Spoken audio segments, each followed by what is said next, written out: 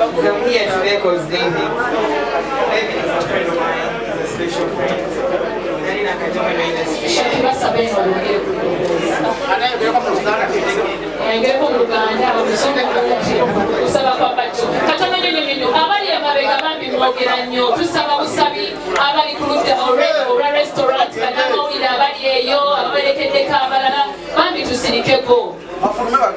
Thank you so much. Together, Master.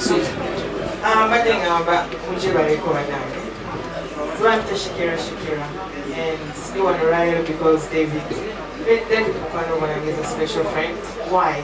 Because in the academic industry,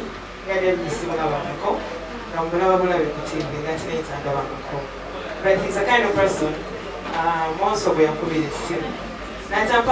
One day, now one coming here, now we don't know which I mean, that's what she has sold that. You will look through in love, you know. I said, Asgaranga Wali, Asgaranga just